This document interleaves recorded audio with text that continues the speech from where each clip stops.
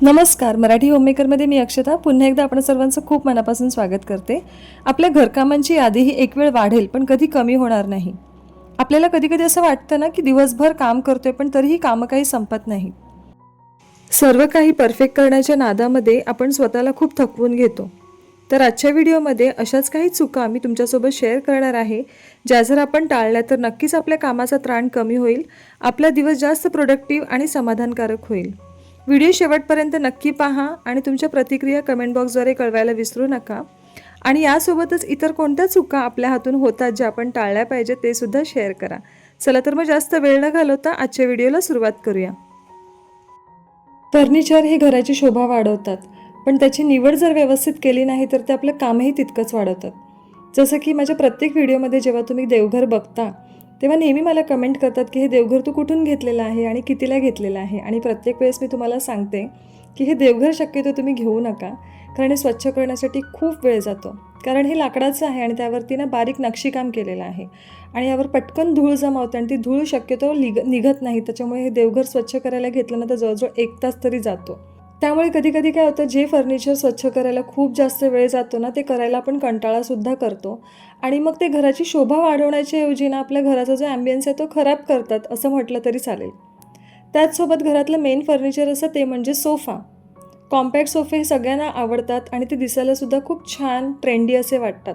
पण ते स्वच्छ करणंसुद्धा तितकंच किचकट असतं, कारण त्याचे कवर्स रिमूव्हेबल नसतात. मग ते स्वच्छ करण्यासाठी एक तर तुमच्याकडे व्हॅक्यूम क्लीनर असावा लागतो. मग हे अशा प्रकारचे लाकडाचे सोफे जरी ओल्ड फॅशन वाटले तरी त्याच्यावरची जी गादी असते त्याच्यावरचं कवर रिमूव्हेबल असतं आणि त्यामध्ये खाली ओपन स्पेस असल्यामुळे सोफ्याच्या खालीसुद्धा आपल्याला इझिली स्वच्छता करता येतं. त्यामुळे कोणत्याही फर्निचरची निवड करताना एक सेकंड थॉट नक्की द्या की याच्याने तुमचं काम तर नाही ना वाढणार.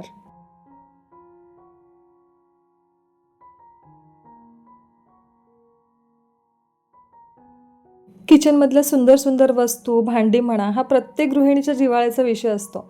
आणि जेव्हा आपण सोशल मीडियावरती या सर्व भांडी वगैरे बघतो ना, तेव्हा आपल्याला असं वाटतं की आपल्याही किचनमध्ये त्या असायला हव्या. पण ते घेतल्यानंतर आपल्याला रिअलाईज होते, अरे याचं मेंटेनन्स तर किती किचकट आहे.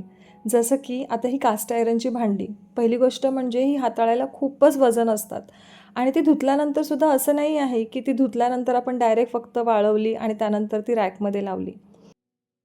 ही भांडी धुतल्यानंतर आपल्याला स्वच्छ कोरडी अशी करून घ्यावी लागतात. मग तेलाचा हात त्याच्यावरती आपल्याला लावावा लागतो आणि ज्यावेळेस नेक्स्ट टाईम आपण वापरणार त्याच्या अगोदरसुद्धा ते तेल काढण्यासाठी ती धुवावी लागतात.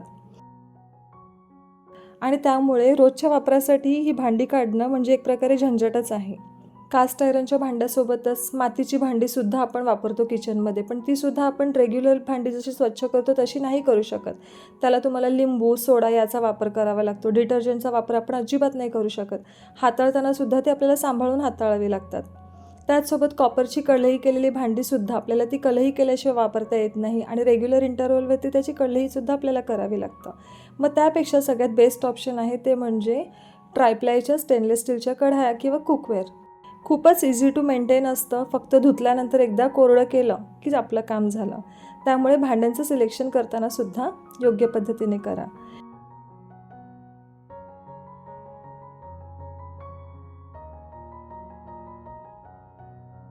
घरात वस्तू जितक्या जास्त ना तितकं त्या नक्कीच आपलं काम वाढवतात. आता उदाहरण द्यायचं झालं तर आपलं किचनमध्ये काही वेळेस ना एकाच प्रकारची कितीतरी भांडी आपल्याकडे असतात आणि आपल्याला रिअलाईजसुद्धा होत नाही की वर्षानुवर्ष त्या भांड्यांचा वापर आपण करत नाही. तशीच ती पडून राहतात आणि नंतर आपण फक्त ती साफ करत असतो. दिवाळी आली, दसरा आला की सर्व भांडी काढा, मग ती धुवा आणि मग ती पुन्हा लावून ठेवा.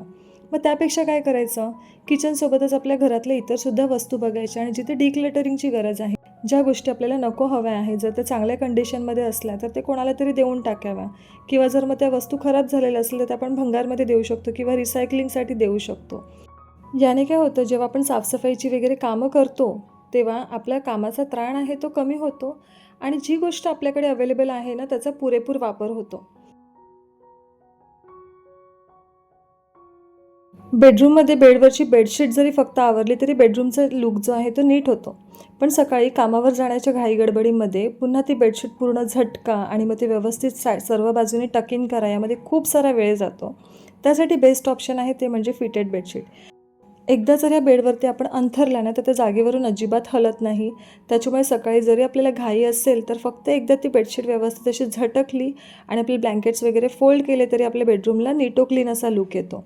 जर समजा तुमच्याकडे फिटेड बेडशीट नसतील तर त्याचा दुसरा एक पर्याय आहे, म्हणजे आपल्या जे नॉर्मल बेडशीट असतात ना त्याच्या चारी बाजूने अशा प्रकारे गाठ मारून घ्यायची आणि मग त्या बिछाण्याखाली टक इन करायच्या. अशा पद्धतीने सुद्धा जर बेडशीट तुम्ही एकदा अंथरली ना तर ती अजिबात जागेवरून हलणार नाही. कारण शक्यतो काय असतं ना की घरामध्ये लहान मुलं वगैरे असतात, ते बेडवरती एकदा चढले का ते नाचतात वगैरे आणि त्यामुळे बेडशीट जी आहे ती अस्ताव्यस्त होते. तर अशा प्रकारे एक तर तुम्ही नॉर्मल बेडशीट अशा वापरू शकतात किंवा मग फिटेड बेडशीटचा वापर करू शकतात. आपल्या घरातील कामाची लिस्ट नाही नेव्हर एंडिंग असते. असं आपल्या घरातल्या कामाचा कधी कधी क्रम नसतो आणि असं रेअरली होतं की वाळलेले कपडे आपण स्टँडवरून म्हणा किंवा दोरीवरून उतरवले आणि जागच्या जागी ते फोल्ड करून ठेवले. कधी कधी काय होतं, आपल्याला अचानक काहीतरी काम आठवतं आणि ते कपडे आपण तसेच बेडवरती किंवा सोफ्यावरती ठेवून देतो. आणि जर समजा आपण आपलं शेड्यूल खूप बिझी असेल तर कधी कधी 2 ते 3 दिवस ते कपडे तसेच त्याच्यावरती पाईलअप होत राहतात आणि मग नंतर ते कपडे इतके चुरगळले जातात की त्यांना कधी कधी इस्त्री करणंसुद्धा ना खूप कठीण होऊन जातं आणि मग ते पसारासुद्धा क्रिएट करतात. त्यासाठी एक हॅबिट लावायची की ज्यावेळेस आपण दोरीवरून कपडे उतरवतो ना तर ते तसेच सोफ्यावरती टाकण्यापेक्षा पटकन तिथेच फोल्ड करून टाकायचे. आता जसं मी कपडे स्टँडवरती वाळत घालते, कारण बाहेर दोरीवरती वगैरे कपडे वाळत घातले ना की ते पडतात किंवा कधी कधी धुळीने वगैरे सुद्धा घाण होतात. मग मी स्टँडवरती मला हे खूप कम्फर्टेबल वाटते आणि कधीच ते कपडे काढून मग मी सोफ्यावरती वगैरे ठेवत नाही. तिथल्या तिथे मी फोल्ड करते आणि हे काम करण्यासाठी ना हार्डली 5 मिनटं लागतात. पण याने आपल्या घरामध्ये अजिबात पसारा होत नाही आणि एखादा कपडा जर तुम्ही प्रेस करायला घेतला ना तर तो पटकन होतो, त्यावरती जास्त सुरकुत्यासुद्धा पडत नाही. आजच्या व्हिडिओमध्ये सांगितलेल्या चुका ज्या आहेत ते कॉमन आहेत, पण जर ते एकदा आपल्याला कळल्या ना तर ते नक्कीच आपल्या कामाचा त्राण कमी करतात. आय होप तुम्हाला व्हिडिओ आवडला असेल. चला तर मग लवकरच भेटू एका नवीन व्हिडिओमध्ये. तोपर्यंत आपली काळजी घ्या. बाय.